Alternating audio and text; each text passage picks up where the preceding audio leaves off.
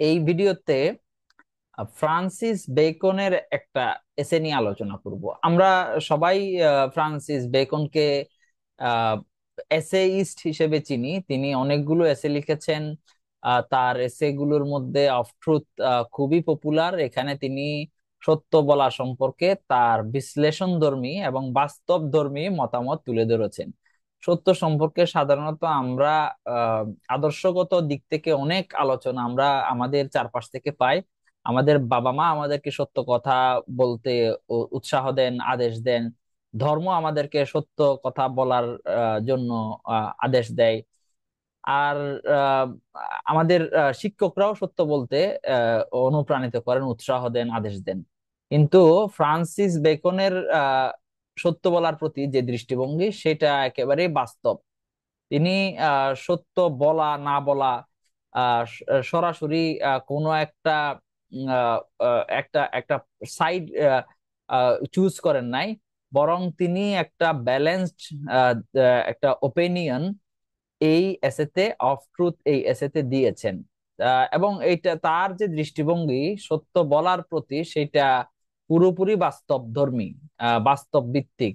এখানে আদর্শগত দিক স্থান পায়নি। তো সত্যকে নিয়ে আহ সত্য বা মিথ্যা যাই বলি না কেন, যে এরকম বাস্তবধর্মী চিন্তা, বিশ্লেষণ খুব একটা দেখা যায় না। আর এটা একটা সাহসী বিশ্লেষণ হিসেবে আমরা দেখতে পারি। কারণ আমি এমন এমন কোন লোককে আমরা দেখবো না যে কেউ বলবে যে মিথ্যা জীবনে দরকার, মিথ্যা ছাড়া জীবন অচল, এভাবে কেউ বলবে না। ফ্রান্সিস বেকন এরকম এরকম অনেকটাই বলেছেন। হ্যাঁ, যে মিথ্যাও জীবনের একটা গুরুত্বপূর্ণ উপাদান। তো এখানে সাহসী এবং বাস্তবধর্মী উচ্চারণ আমরা ফ্রান্সিস বেকনের এসেতে দেখতে পেয়েছি। তো এইসব কারণে কিন্তু তার যে এসে গুলো খুব চমৎকার আমাদের কাছে, এবং উপকার এবং আমাদের প্রয়োজনীয় বটে। তো দেখি যে আসলে ফ্রান্সিস বেকন সত্য নিয়ে কি বলেছেন। প্রথমেই তিনি আমাদেরকে বলছেন যে কাউন্ট ইট বন্ডেজ। হ্যাঁ, তো বলছেন যে কাউন্ট ইট মানে এখানে ট্রুথকে বোঝানো হচ্ছে, সত্যকে বলছেন যে এটা হচ্ছে একটা বন্ডেজ। এটা একটা আমাদের বাউন্ডারি, এটা একটা বন্ধন। তো বন্ধন আমাদের সাথে যখন থাকে, আমরা যখন বন্ধনের মধ্যে পড়ে যাই, তখন আসলে আমরা সীমাবদ্ধ হয়ে যাই, আমাদের স্বাধীনতা সংকুচিত হয়ে যায়। হ্যাঁ, আমরা আমাদের মন মতো, আমাদের স্বাধীনতা কে মন মতো আমরা কাজ করতে পারি না, আমরা স্বাধীনতাকে উপভোগ করতে পারি না। তো এইটা কাউন্ট ইট এ বন্ডেজ। এখানে প্রথমেই তিনি সত্যের একটা ডিসঅ্যাডভান্টেজ দেখিয়ে দিলেন। তিনি ওই রকম সত্য বললে অনেক উপকার হবে, সত্য বলা উচিত, এই জাতীয় কথা দিয়ে তিনি তার এসে শুরু করেন নাই। এরপরে আরো কথা বলছেন ধীরে ধীরে। তার মধ্যে একটা হচ্ছে এই যে বাট এ ন্যাচারাল দো corrupt love of life self. তিনি বলছেন যে মানুষ মিথ্যা বলে তার অনেকগুলো কারণ আছে। কারণের মধ্যে একটা হচ্ছে যে এটা তার একটা ন্যাচারাল একটা ইয়ে আহ, অভ্যাস, একটা স্বভাব। মানুষ স্বভাবের কারণে আহ মিথ্যা বলে। এবং তিনি মনে করেন যে আহ মানুষ মানুষের যে নেচার সেটা মানুষকে মিথ্যার দিকে ধাবিত করে। এটা love of lie, natural but a natural love of lie. তো মানুষের ভিতরে একটা কি আছে, একটা স্বভাবগত ভাবেই একটা মিথ্যার প্রতি একটা আকর্ষণ, ভালোবাসা, পছন্দ আছে। মানুষ সত্যকে পছন্দ খুব একটা করে না, মিথ্যাকেই পছন্দ করে। এটা ওই বলা হয় না মিষ্টি সত্য কথা তেতো। এটা তেতো হলেও, এই কথা তেতো হলেও, ভালো না লাগলেও এটা সত্য। সত্য কথা তেতো হয়, হ্যাঁ। তো এটা সত্য কথা, কিন্তু এটা মানতে কষ্ট হইতে পারে, তারপরও এটা সত্য। চমৎকার কথা অবশ্যই, আমরা এটা দেখলাম। এরপরে বেকন বলছে যে truth is a naked and open daylight. The same this same truth is a naked and open daylight. তো that doth not show the mask and mummeries and triumphs of the world. তো এখানে truth হচ্ছে এমন যে ট্রুথের মধ্যে কোনো Luka ছাপা নাই। ডাকনোর শো মাস্ক মানে কি, ট্রুথ তোমাকে কোনো ডাকবে না, ওপেন ডে লাইটের মতো। হ্যাঁ, আমরা যখন ডিলাইটে যাই তখন আমাদের যে ফেসের যে আমাদের যে আহ, অসুন্দর বিষয়গুলো ফেসের সবগুলো ডিলাইটে গেলে ফুটে উঠে। হ্যাঁ, মানে কি ফেস ডিলাইটে গেলে এখানে কোনো কি থাকবে না, এটা কোনো মাস্ক দেখাবে না, এখানে ঢাকার কোনো উপায় নাই। হ্যাঁ, নো মাস্ক নো মামারিস। এবং যখন আমরা সত্য দেখি, যখন নেকেড এবং ওপেন ডেলেটে আমরা যখন সত্য দেখি, তখন এটা কিন্তু খুব একটা মানে যে কোনো জিনিস, সেটা মানুষের যে কোনো অবস্থা, সেটা আসলে খুব একটা মনোমুগ্ধকর না। ট্রিয়াম্ফ অফ দ্য ওয়ার্ল্ড না, সেটা আমাদেরকে ট্রিয়াম্ফ অফ দ্য ওয়ার্ল্ড দেখাবে না। অর্থাৎ সত্য যেটা দেখায় সেটা নিয়ে খুব একটু উৎসাহিত হওয়ার সুযোগ নাই, বরং মিথ্যা যেটা আমাদেরকে দেখায় সেটা নিয়ে উৎসাহিত হওয়ার, আনন্দিত হওয়ার সুযোগ আছে। যদিও কথাটা একটু কেমন কেমন লাগে, কিন্তু কথাটাকে অবশ্যই গুরুত্ব দিতে হবে। এবং বলছে যে মিথ্যা যেটা সেটা হচ্ছে ক্যান্ডেল লাইটের মতো, half so stately and daintily as candle lights. মানে ক্যান্ডেল লাইটে যেটা দেখা যায়, ক্যান্ডেল লাইটে কিন্তু সত্য ঢেকে থাকে, কিছু দেখা যায় কিছু দেখা যায় না, আবছা আবছা। যেখানে আমরা আবছা জিনিস দেখি, যেখানে আবছা জিনিস দেখি সেইটার মতো অর্ধেক সৌন্দর্য আমরা নেকেড ডেলাইটে দেখতে পাবো না। কারণ নেকেড ডেলাইট সত্যকে দেখাচ্ছে, অর্থাৎ যেখানে সত্য মিথ্যার মিশ্রণ আছে সেটা অনেক সুন্দর আমাদের কাছে, মিথ্যা আমাদের কাছে অনেক সুন্দর, অনেক রূপসী, অনেক আকর্ষণীয়। অন্যদিকে সত্য অনেক সময় কুৎসিত জিনিসকে প্রদর্শন করে, সত্য একেবারে কুৎসিত হয়ে আমাদের কাছে ধরা দেয়। এটা কিন্তু ওই কিডস বলেছেন না, হ্যাঁ, সত্য এবং সুন্দর একই জিনিস, সেইটার বিপরীতে এটা দাঁড়িয়ে যাচ্ছে। হ্যাঁ, সেটার বিপরীতে দাঁড়িয়ে যাচ্ছে। তো এটা বিচার করার ভার এটা আমাদের সাধারণ মানুষের হাতে, পাঠকের হাতে। কে ঠিক বলছেন, কিডস ঠিক বলছেন নাকি বেকন ঠিক বলছেন, সেটা আমরা আমাদের মতো করে বিচার করে নিব। এবার আমরা চলে যাব হচ্ছে আরো আহ, আরো বিস্তারিত বর্ণনায় আর কি, বিস্তারিত বিশ্লেষণায়। তো এখানেও বেকন খুব মজার কথা বলছেন, বলছেন যে truth may perhaps come to the price of a pearl. মানে ট্রুথ যখন আসবে সেটা হচ্ছে পার্লের, ট্রুথের মানুষ ট্রুথের মূল্য হচ্ছে একটা পার্লের মূল্যের মতো। এখানে একটু বলে রাখি, পার্ল মুক্তা। তো এখানে আসলে দুইটা জিনিস বেকন আনছে, আমরা পরে দেখবো। সেটা হচ্ছে একটা হচ্ছে ডায়মন্ড, আরটা হচ্ছে পার্ল। তো পার্ল কিন্তু অত মানে ডায়মন্ডের মতো মূল্যবান না। মুক্তা মূল্যবান কিন্তু ডায়মন্ডের মতো মূল্যবান না। ডায়মন্ডের তুলনায় মুক্তার মূল্য কম।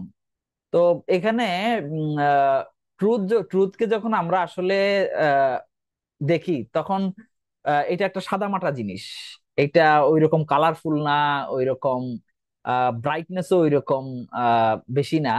তো এটা পার্লের মতো, এটাই এখানে বুঝাইছে। মানে ট্রুথকে যখন আমরা দেখব, ট্রুথকে মানুষ মূল্য দেয় কম। এটা বলছে প্রাইস অফ এ পার্ল।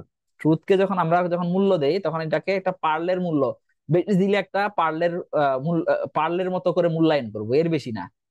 আর অন্যদিকে যদি আমরা দেখি যে ইয়ের ক্ষেত্রে, but it will not rise to the price of a diamond. এটা এটা ট্রুথের মূল্য আসলে সরি, ট্রুথের মূল্য ওই ডায়মন্ডের মূল্য পর্যন্ত উঠবে না। মানে ট্রুথের মূল্য কেউ ডায়মন্ডের মতো করে করবে না। তো ডায়মন্ডের মতো যদি কেউ মূল্যায়ন করে তাহলে সেটা লাইকেই করবে। এটা তিনি বুঝাতে চাচ্ছেন আর কি। পার্ল, ট্রুথকে কেউ মূল্যায়ন করলে পার্লের মতো পর্যন্ত করবে, পার্লের মূল্যায়ন পর্যন্ত দিবে, ডায়মন্ডের মূল্যায়ন ট্রুথকে দিবে না। কারণ ট্রুথ জিনিসটা অত কিনা, ঝিকিমিকি না, অত উজ্জ্বল না। এটা আসলে সত্য। কিন্তু মানুষ এইরকম যে, যেটা মানে একটু ব্রাইটনেস, যেটার ব্রাইটনেস বেশি, কালার বেশি, যেটা শাইনি বেশি, সেইটাকে মানুষ বেশি মূল্য দেয়। হ্যাঁ, সেটা পিওর হোক বা সেটার মধ্যে কিছু খাত থাকুক, সেটা পরের কথা। হ্যাঁ, ডায়মন্ড এবং পার্লের উদাহরণ দিয়ে আমাদেরকে আহ বেকন এ কথাটা বোঝাতে চেয়েছেন। আচ্ছা, এইবার আমরা আরেকটা প্রসঙ্গে চলে যাব। এই প্রসঙ্গটা হচ্ছে যে এই পোয়েট্রির ক্ষেত্রে আর কি। তো বেকন অবশ্য ইয়ে ছিলেন, এখানে এগুলো বাস্তব ভিত্তিতে তিনি বিশ্লেষণ করলেও বেকনের ধর্মের প্রতি একটা বিশ্বস্ততা ছিল, একটা কমিটমেন্ট ছিল।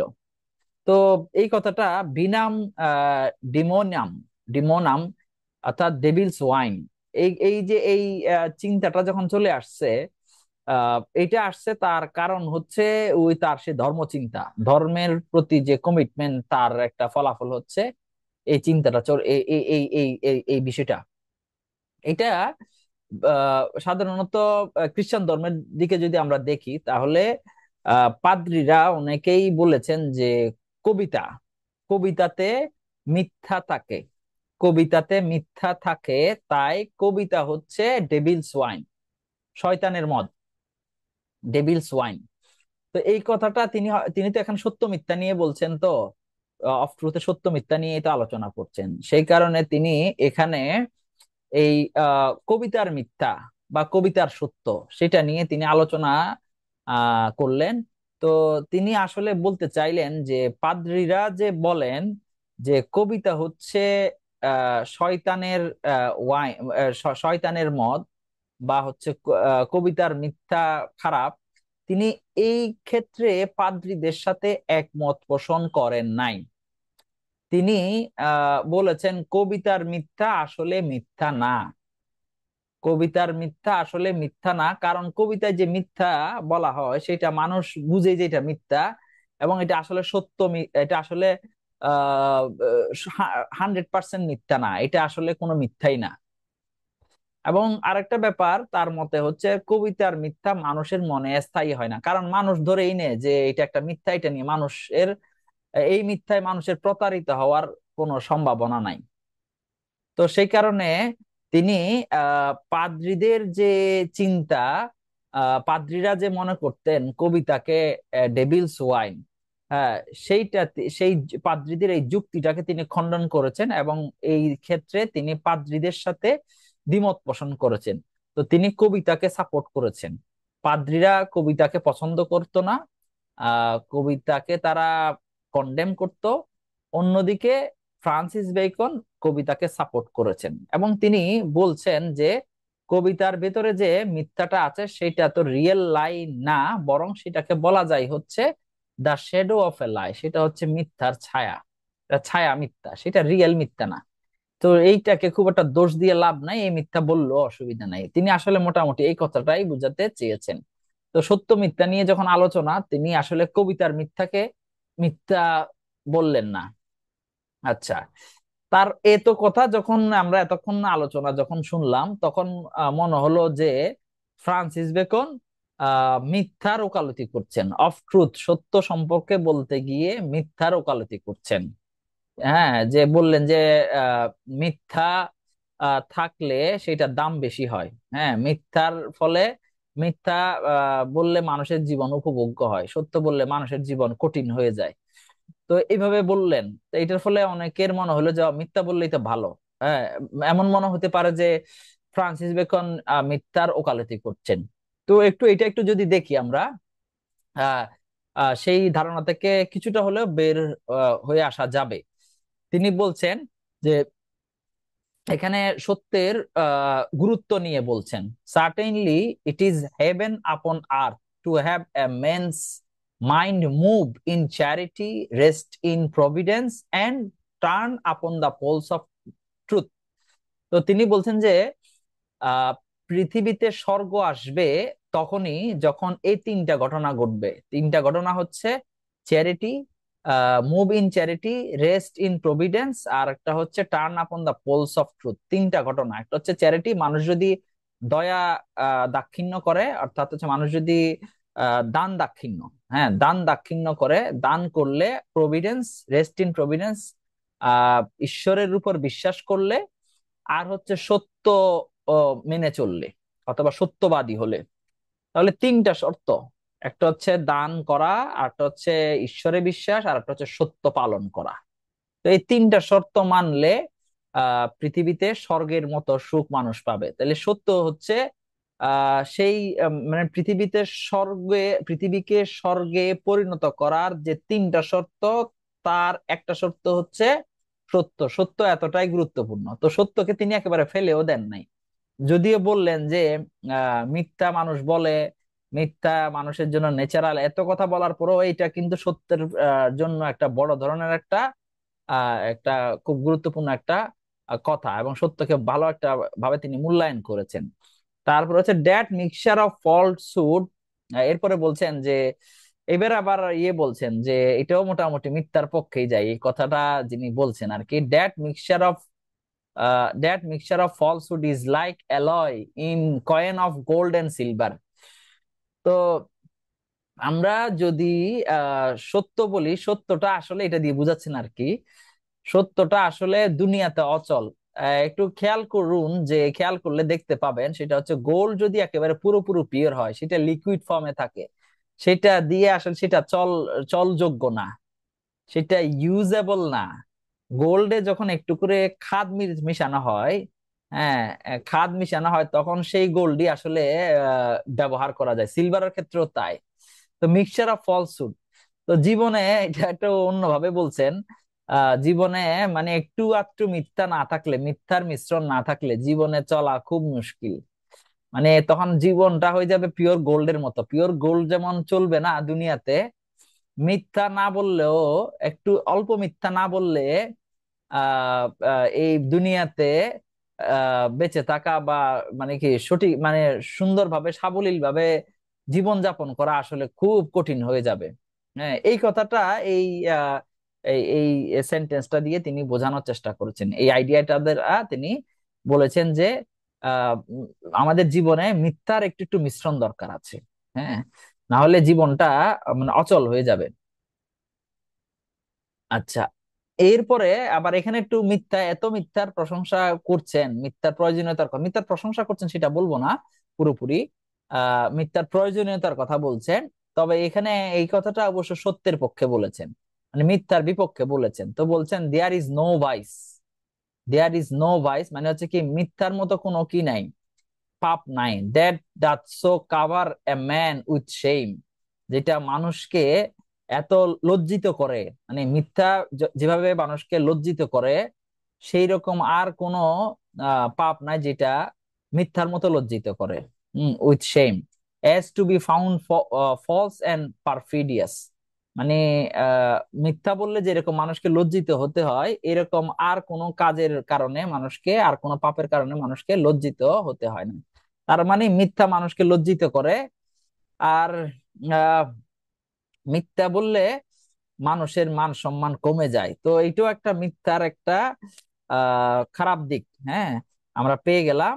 এইবার হচ্ছে মিথ্যার একেবারে, মিথ্যা আসলে কি বিষয়, মিথ্যা কতটুকু খারাপ, সেটা আরেকটু তিনি ব্যাখ্যা করেছেন।